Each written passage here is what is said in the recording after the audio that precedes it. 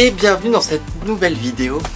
Vidéo donc 1v1L, un vécu, une leçon, un vécu, une histoire, une leçon.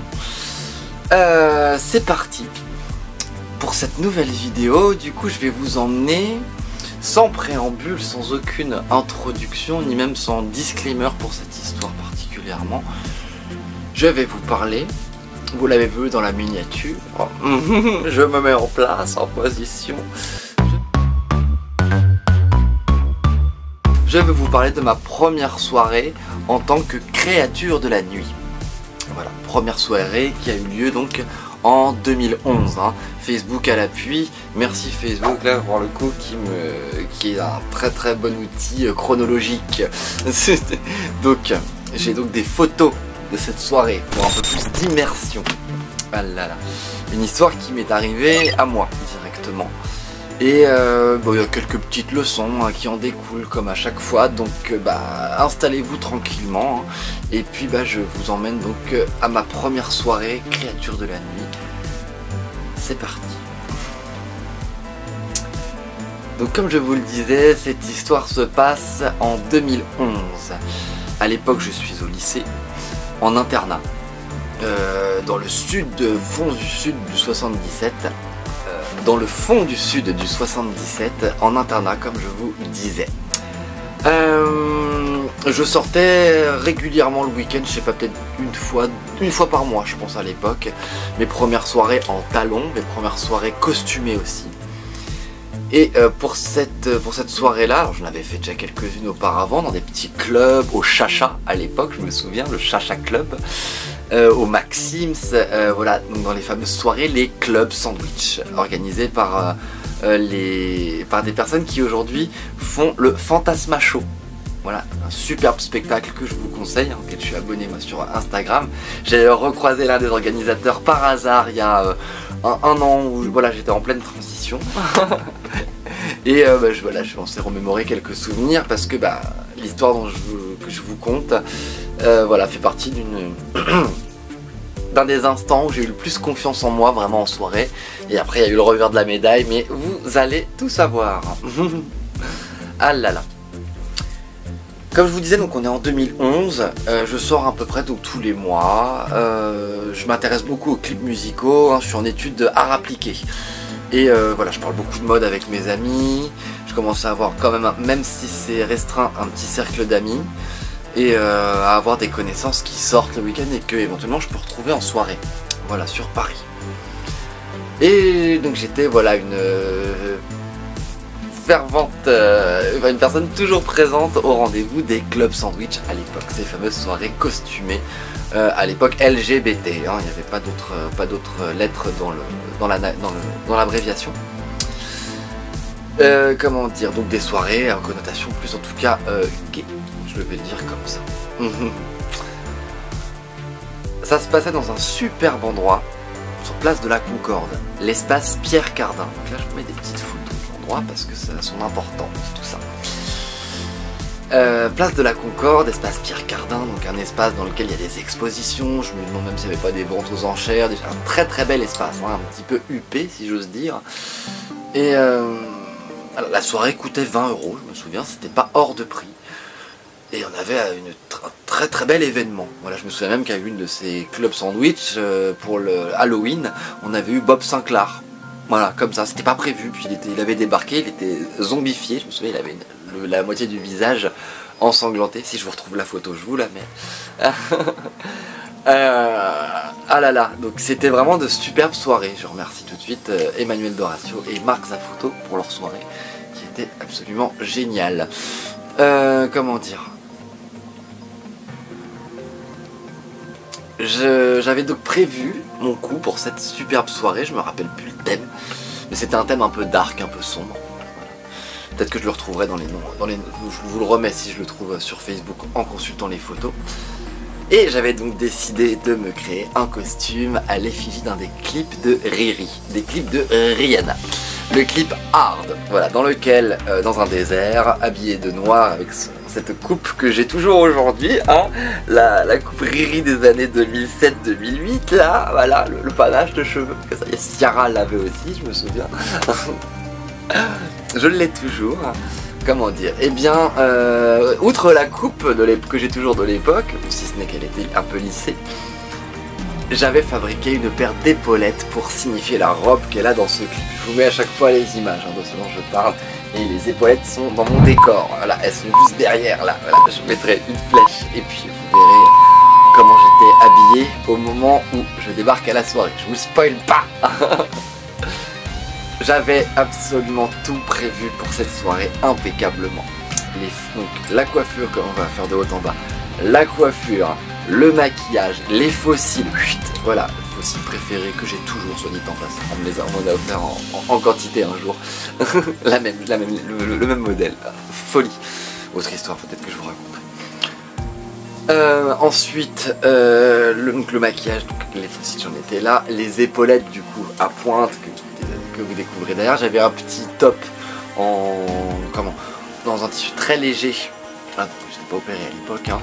Un petit top dans un tissu très léger, un jean lacéré noir et mes talons de 15 cm de liseur, voilà, quelques breloques noires sur les doigts et puis un petit collier doré, ou noir et doré, voilà. Et j'avais vraiment tout prévu. Il faut savoir qu'à l'époque, j'habitais toujours en banlieue, donc il fallait que j'aille à Paris et je pouvais pas me costumer et aller à Paris costumé. Donc je m'étais, je crois, maquillé mais la base, je devais avoir fait la base ou même pas, si je crois que j'avais fait la base quand même, et j'avais tout le reste dans mon sac. Voilà, j'avais un sac avec mes affaires, mes épaulettes, mes chaussures, et je me suis préparé. Donc je suis arrivé là-bas, il devait être 20h, quelque chose comme ça, la soirée commençait sur 22h. Je me suis préparé dès 20h, j'avais ma petite boisson, ma petite fumerie, je fumais beaucoup de cigarettes à l'époque, je me souviens.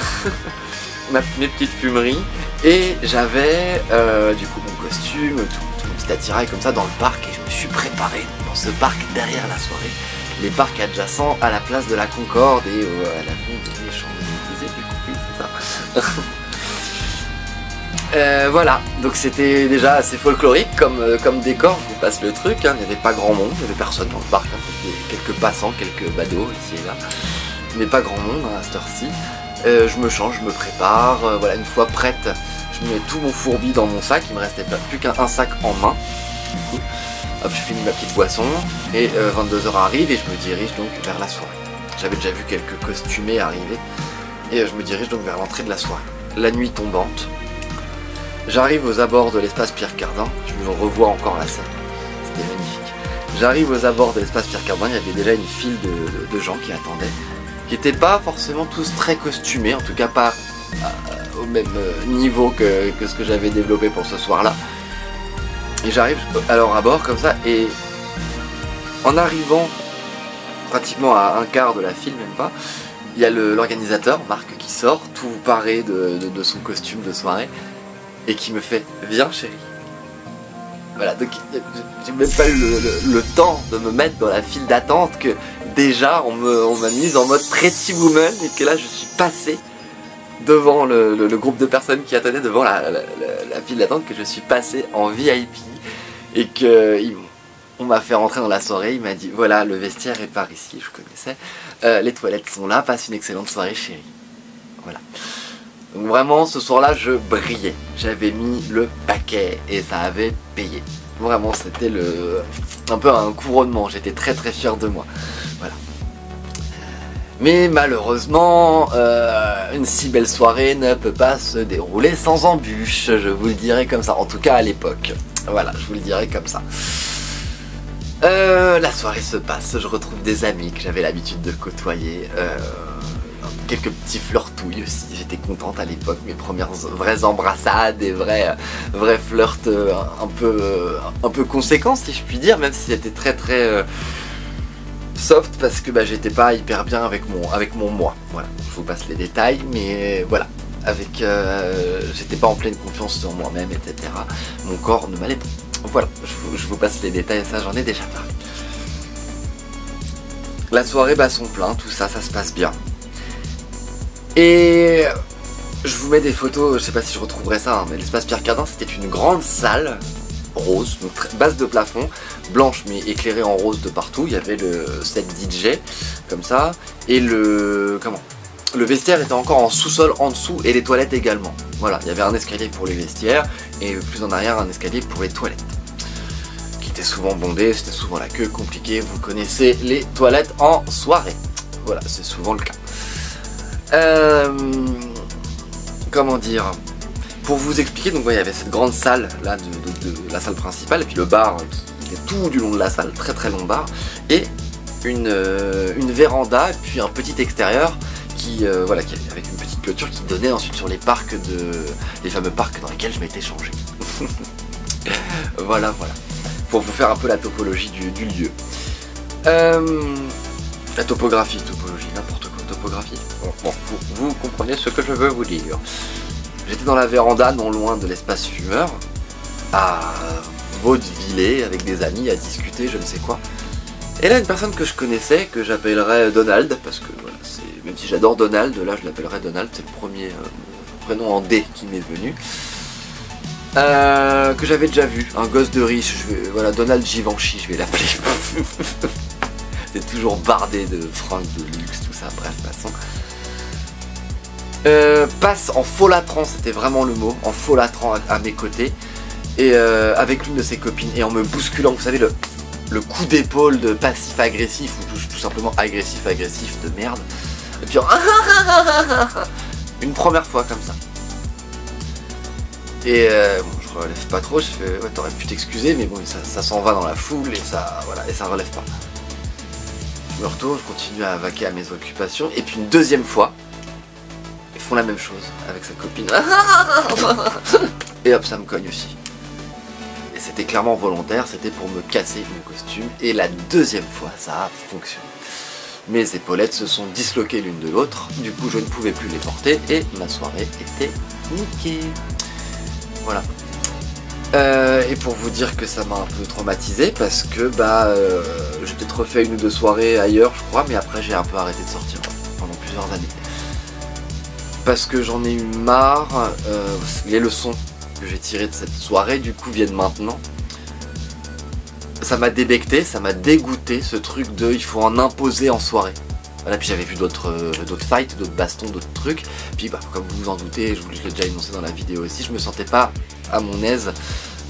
J'arrivais pas à plaire aux personnes qui me plaisaient.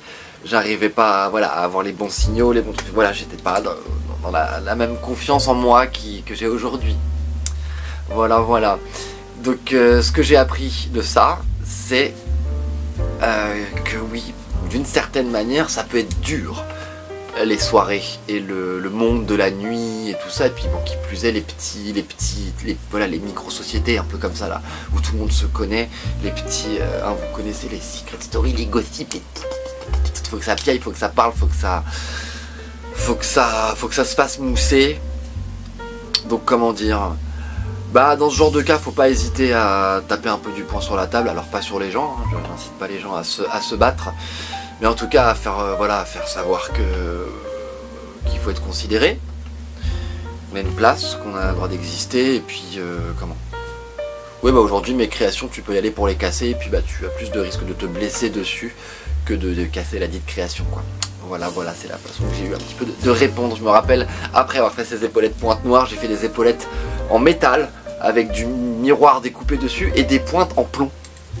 Voilà, que j'avais moulé en étain, que j'avais moulé moi-même, ultra lourde, et si tu les tapais tu te coupais, c'était sûr. C'était clairement une réponse artistique à mon traumatisme. Ah là là. Donc bon, et voilà, par la suite, ouais, ça m'est pas arrivé de nouveau. Mais ouais, j'avais pas mal subi, je me souviens, ces actions de ce Donald là, de cet enfoiré de raclure de fausse couche de merdeux. Voilà, je retiens encore mes insultes. Ouais. C'est un bruit que mon grand-père il faisait, ça. Je lui ai piqué le tips. Mais oui, voilà, c'était un peu une histoire un peu plus courte peut-être. Mais je dirais que d'une certaine manière, ouais, pour des fois aller en soirée, ouais, c'est là qu'on parle de tenue de confiance. Une tenue dans laquelle on se sent bien, on se sent en confiance, on se sent soi, on se sent à l'aise. Là, Et puis c'est pas un concours, voilà, non plus. Hein, ça aussi c'est une autre leçon que j'ai apprise de ce milieu-là. Il y aura toujours plus riche, plus friqué, plus stylé, plus... Voilà, c'est pas un concours. Faut s'efforcer de se faire de mieux, mais de soi à soi, ou avec des, voilà, des objectifs qu'on se pose. Mais ce sera, faut pas que ça soit par rapport à, voilà, par rapport à quelqu'un, par rapport à... Il faut prendre les gens comme mentors, comme inspiration, ou en admiration aussi, admirer certaines choses. Ça c'est important. Voilà. Mais comment? Oui, il y aura toujours mieux que soi, toujours plus. Il faut juste se fixer des objectifs à soi, de soi à soi. Voilà, mais en excluant hein, les jugements extérieurs. Ça c'est une leçon vraiment que j'ai apprise. Et en soirée, c'est se faire plaisir et être fidèle à soi-même. Voilà. Voilà, voilà. Le plaisir, ça je le répète assez, je crois. Le plaisir, se faire plaisir. Enfin, Disneyland pour les grandes personnes. Voilà. Moi je vois les soirées un peu comme ça, et puis tout ce que je fais, tout ça, c'est un peu ça pour moi. Voilà, Disneyland pour les adultes, avec un côté un peu olé olé. On trouvera un nom, non orthodoxe, non, Nunland, plus tard, autre numéro ça. Dites-moi ce que vous avez pensé de cette histoire également en commentaire. Ce que vous auriez fait, ce que vous auriez été vous défendre, est-ce que vous auriez pris les épaulettes et donné des grands coups dans la tronche à Donald, ou j'incite pas du tout à faire ça, je divague, je dis des bêtises, mais bon, voilà, qu'est-ce que vous auriez fait à ma place, qu'est-ce que ça vous aurait fait ressentir également, voilà, est-ce que vous vous êtes fait bully aussi de différentes manières, que ce soit à l'école ou en soirée, voilà, les histoires aussi comme ça, mais on en tire je pense des leçons. Voilà, des leçons et un peu des armures, des armes pour la suite, pour la vie. C'est quand même important, je pense, ces choses-là. Voilà ce qu'il faut retenir de cette histoire. Merci en tout cas d'avoir regardé cette vidéo. N'hésitez pas à mettre un petit commentaire, un petit like, à vous abonner. Ah, il y aura d'autres épisodes de 1v1L, 1v1L. Voilà, la nouvelle petite rubrique, les nouveaux petits épisodes de un vécu, une leçon. Et j'espère qu'il y aura d'autres personnes aussi qui veulent venir participer à ça. Voilà, je trouve ça intéressant. Si vous le souhaitez, si vous aussi, je vous le glisse là en fin de vidéo, si vous avez un vécu, quelque chose à raconter, que vous aimeriez venir en parler avec moi, ou juste me le raconter, et moi je le retranscris. Hein, je ne cache pas que ça ressemble à d'autres contenus existants, mais j'ai essayé de trouver un petit peu ma façon de le faire. Voilà. Je le dis comme ça, je suis pas là pour me justifier, mais voilà, je me rends compte que voilà, c'est des choses qui existent. J'espère que vous avez apprécié la suite au prochain numéro, à moi les studios. Bye bye, c'est mieux avec eux. Je fais les clignotants là, avec les yeux. Bon, je vous embrasse. Party of the week, men's week club sandwich. It's always like the biggest hoot in the whole world at the Espace Pierre Cardin. Already the line is like there's a crowd outside that's miles long. Thank God I didn't have to wait on that line. So I'm gonna go in and dance and have a good time.